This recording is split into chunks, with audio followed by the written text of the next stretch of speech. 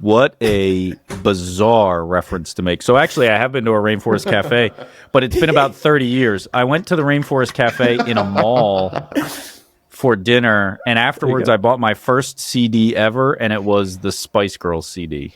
Oh yeah. So I'm just gonna put that out there. Mine was Papa Roach, which I should not have bought as a 12-year-old. When that should have been your last resort. Hey!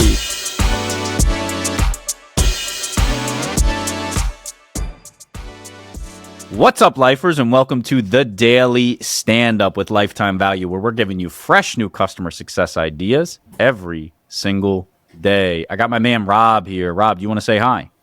What's up, lifers? And I've got JP here. JP, do you want to say hi? What's up, friends? Lovers. What's up, friends? And we've got Jai here. Jai, do you want to say hi? Hey, guys. Great to be here. It's great to have you. And I am your host. My name is Dylan Young. Jai, would you please introduce yourself? Yeah, for sure. So I'm Jai. I'm the founder of Sero. We're a customer onboarding platform for B2B SaaS companies. And yeah, so I do customer implementations and customer success myself, but I also sell to the community. So I have an interesting perspective there. Yeah, you've seen it from both sides. So, Jet, you know what we're doing here? We're asking every single guest one question and one question only. What is on your mind when it comes to customer success? So why don't you tell us what that is from your perspective? Yeah, for sure. So I've been thinking about the answer to the question, what was the quality of my customers onboarding? The reason I've been thinking about that question is, I'm sure it's pretty obvious to everyone in customer success, but the quality of your customer onboarding really determines whether your customer is set up for success or not. Let me dig deeper there. When you're thinking about the answer to the question, is that because you have the answer or because woefully you have no freaking clue like the rest of us and are just flying by the seat of your pants? I think I do have a good answer for it. I don't think I have the complete answer, but the way I think about customer onboarding is it's kind of like an onion, and there's these layers of risk to it. And you can peel away at that onion, but usually people only focus on one layer, which is how much time did it take to get my customer to launch? But I think it goes a lot more beyond that. I think it also depends on how long did it take to train your customer. When did they start logging into your tool? When did they start actually using it, right? Like when were they activated? And then when did they finally see value? I think people kind of skip a lot of the steps there and try to measure this ambiguous term of value, but there's so many steps you can measure even before then that I think people just miss out on. And value is so much harder to measure than time it took to stand up the platform, time it took to train, time it took until they were considered adopted, right? Like the system was fully integrated with their processes and their workflow. Obviously, value would be the holy grail, but it's so hard to measure, and it can be so personal for each customer. What's up, guys? It's Dylan here, and you know why I'm here. Hat in hand. I got a favor to ask of you. If you like what we're doing, give us a like on whatever platform that you find us on. And if you want to know when we're dropping new stuff, give us a follow, give us a subscribe. And maybe best of all, if you want to give us some feedback, drop a comment and let us know what you like, what you don't like, or how we can get better. We want to make sure we're giving the best content we can to you and others within the community. Thanks so much, guys. I'll let you get back to the show. Rob, I want to give you an opportunity to tell us how you think about this, particularly as you deal with multiple different products. And so a ton of different user personas. That's a good question. And I think it's interesting because if I reflect on the conversation we're having so far, I'm hearing a lot of speed metrics, right? Which are valuable. Those are important. No pun intended. They're valuable. But I'm also realizing that there are times where you look at how much value is actually delivered, right? If you buy a product that's supposed to make you $20,000 and it makes you 10, Yeah, I mean, it made us money, but it wasn't quite up to our expectations, right? So there's this question. So first hypothesis is like speed to value. Second hypothesis is how much value. But then there's this other third hypothesis too, and these are not mutually exclusive, by the way, but there's this third hypothesis around just the customer experience, which could be independent of the product value, right? I think many customers actually do judge products based on their experience rather than the exact product value.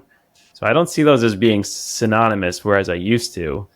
But it's a kind of complex thing, especially when you think about different, like multi-threading value at different layers of the client chain, right? Tell me how you think about, and maybe throw this back to Jeb, but when Rob says experience, what does that make you think of as somebody who's trying to solve this problem or make it easier, reduce the friction? What is experience versus some of those much more quantitative metrics? What does that mean to you? I should answer this because I've been thinking about this a lot lately. Because I used to use them synonymously, experience and value, and then I realized from a friend of mine that I was wrong. Imagine you go to Rainforest Cafe for dinner because you really want a dinner. You want a meal, right? You get an experience because you got all the like animatronic animals and maybe you got a great server and then the waterfall and then the little toucan and whatever. All this stuff, that's part of your experience, but it's not the exact value that you were going for, which was like dinner. Or you could use a similar analogy with like gym memberships, right? Can I have everybody raise their hand if they've ever been to a Rainforest Cafe? Am I the only one?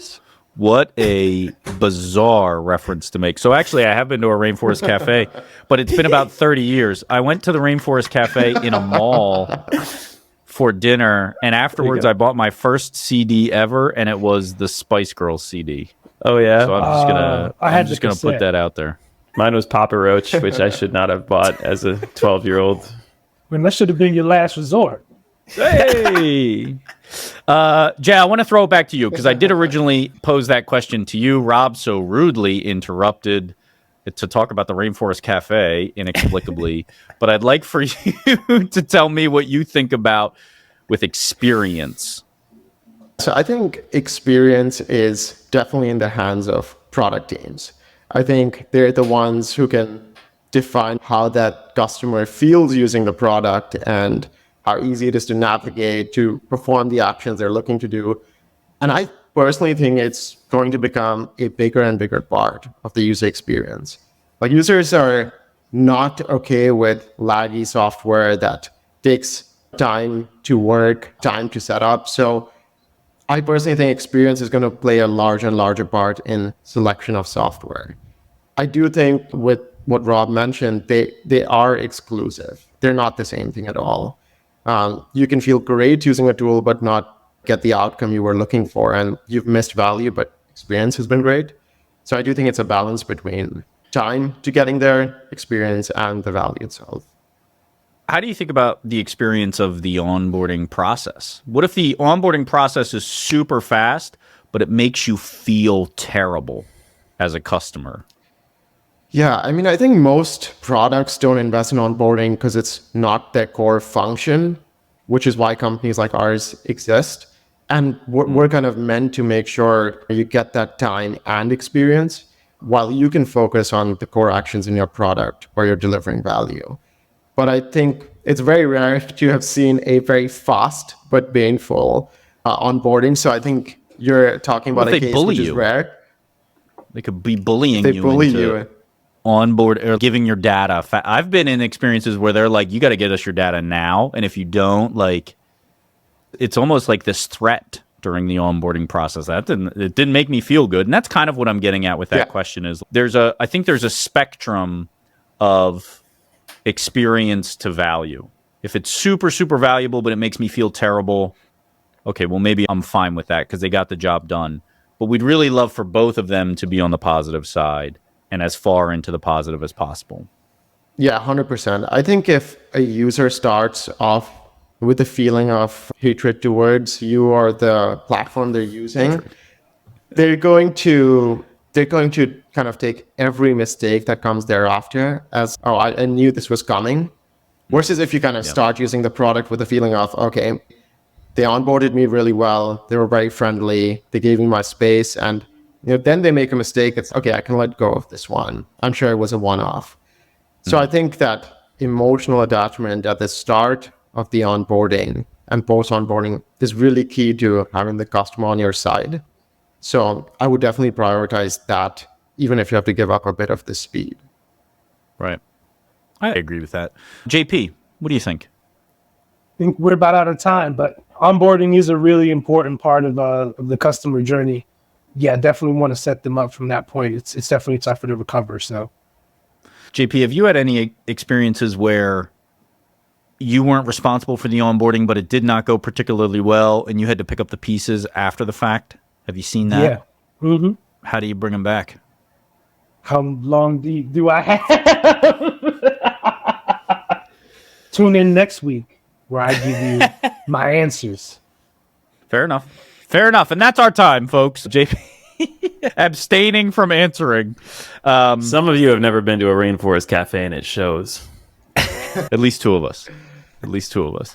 Jet, thank you so much for bringing this up. I think it's a great topic. It's the nuance involved with the onboarding process, particularly given the impact it has on retention potential downstream. Very valuable. So thank you for bringing this to the group. We're out of time for now, but would love to have you back in the future. So we've got to say goodbye for now. This was great, guys. Thank you for having me. Thanks, Jeff. Thanks, Jeff. All right. See ya. You've been listening to the Daily Standup by Lifetime Value. Please note that the views expressed in these conversations are attributed only to those individuals on this recording and do not necessarily reflect the views and opinions of their respective employers. For all inquiries, please reach out via email to dylan@lifetimevaluemedia.com. Find us on YouTube at Lifetime Value and find us on the socials at Lifetime Value Media. Until next time.